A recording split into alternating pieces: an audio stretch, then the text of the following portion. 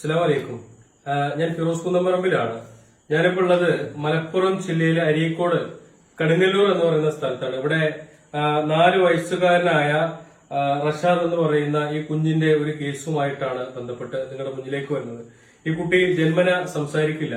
അത് മാത്രമല്ല, ഇവന്റെ മജ്ജ മാറ്റിവെക്കലാണ് ഇപ്പോഴത്തെ പ്രധാനപ്പെട്ട ഒരു വിഷയം. കാരണം 1 വയസ്സു മുതൽ ഇവന്റെ ശരീരത്തിന് അതിന്റെ ആ രോഗത്തിന്റെ ലക്ഷണങ്ങൾ തുടങ്ങിയാണ്. വിട്ടുമാറാത്ത പനി ഇങ്ങനെ വന്നുകൊണ്ടേയിരിക്കും. നമ്മുടെ മക്കളൊക്കെ ഈ പ്രായത്തിലുള്ള മക്കളുടെ ചിരിയും കളിയും അതൊക്കെയാണ് നമ്മളെല്ലാവരും ആഗ്രഹിക്കാറുള്ളത്. പക്ഷെ ആ 1 വയസ്സ് മുതല് ഈ കുട്ടി പനി പിടിച്ച് എന്നും കട്ടിലുമേ തന്നെയാണ്. ഏത് സമയത്തും പനി വരും. അതിനുള്ള മരുന്ന്, അതിന്റെ പ്രതിരോധ ശേഷി കൂട്ടാനുള്ള മരുന്ന് വെച്ച് കഴിഞ്ഞാൽ പിന്നെ വീണ്ടും വീട്ടിലേക്ക് കൊണ്ടുവരും, വീണ്ടും പനി തുടങ്ങും. അങ്ങനെ 3.5 വർഷമായിട്ട് ഈ കുഞ്ഞിനെ കൊണ്ട് ആശുപത്രി കയറി ഇറങ്ങുകയാണ് ഈ കുടുംബം. ഇവിടുത്തെ പ്രധാനപ്പെട്ട ഒരു വിഷയം എന്താണെന്ന് വെച്ചാൽ, ഒരു തരത്തിലും നിവൃത്തിയില്ലാത്തത് കൊണ്ടാണ് ഈ കുടുംബം നിങ്ങളുടെ മുന്നിലേക്ക് വരുന്നത്. 3.5 വർഷത്തെ ഈ കുട്ടിയുടെ ട്രീറ്റ്മെന്റിന് വേണ്ടിയിട്ട് ഇരിക്കുന്ന വീടും സ്ഥലവും ഒക്കെ പണയപ്പെടുത്തിയിരിക്കുകയാണ്. അത് മാത്രമല്ല, മജ്ജ മാറ്റിവെക്കുക എന്ന് പറഞ്ഞാൽ ഏകദേശം നമുക്കറിയാം ഒരു 10-20 ലക്ഷം രൂപ ചെലവ് വരുന്ന കേസാണ്. മജ്ജ പുറത്തു നിന്നാണെങ്കിൽ അതിനേക്കാളും ചെലവ്. പക്ഷെ ഈ കുഞ്ഞിന്റെ മജ്ജ കൊടുക്കുന്നത് അവന്റെ സ്വന്തം ജ്യേഷ്ഠനാണ്. അപ്പൊ അതുകൊണ്ട് തന്നെ കൂടുതലായിട്ടുള്ള ചെലവുകളോ കാര്യങ്ങളോ ഒന്നും ഇതിന് വരുന്നില്ല. ഒരു 15 ലക്ഷം രൂപയാണ് മാറ്റിവെക്കുന്ന ശസ്ത്രക്രിയക്ക് വേണ്ടി ചെലവായിരുന്നത്. പിന്നെ ഒരു 3-4 മാസത്തെ കൂടി ആകുമ്പോഴാണ് ഒരു 20 ലക്ഷം രൂപയോളം വരിക. ഇതിലേക്കൊന്ന് കാണിക്കും.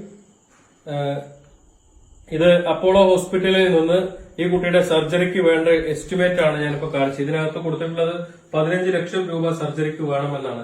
അപ്പൊ കഴിയുന്ന ആളുകളെ ഈ കുട്ടിയുടെ ചികിത്സയ്ക്ക് വേണ്ടിയിട്ട് സഹായിക്കണം. കാരണം അത്രമാത്രം ബുദ്ധിമുട്ടാണ് ഈ കുടുംബം മുന്നോട്ട് പോകുന്നത്. കാരണം ഇദ്ദേഹം ഒരു ഓട്ടോ ഡ്രൈവറാണ്. നമുക്കറിയാം ഒരു ഓട്ടോറിക്ഷ ഓടിച്ചാൽ എന്താ കിട്ടുകയെന്ന്. അന്നാളെ കഴിഞ്ഞു പോകാനുള്ളത് തന്നെ കിട്ടൂല. അങ്ങനെ ഇരിക്കുമ്പോഴാണ് ഇത്രയും മാരകമായ ഒരു അസുഖം അദ്ദേഹത്തിന്റെ കുഞ്ഞിന് വന്നിട്ടുള്ളത്.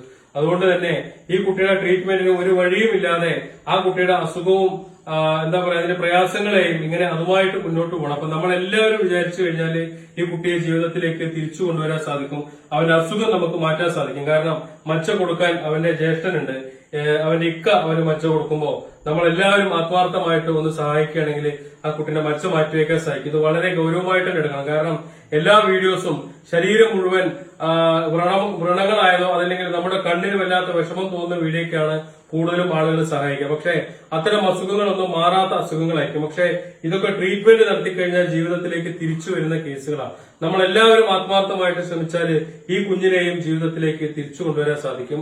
കഴിയുന്ന ആളുകൾ നിങ്ങളുടെ സഹായങ്ങൾ എത്തിക്കണം. ഇവരുടെ ഫോൺ നമ്പറും ഇവരുടെ അക്കൗണ്ട് നമ്പറും ഞാൻ ഇതിന്റെ മുകളിൽ കൊടുക്കുന്നുണ്ട്. എല്ലാവരും സഹായിക്കണം എന്ന് അഭ്യർത്ഥിക്കുകയാണ്.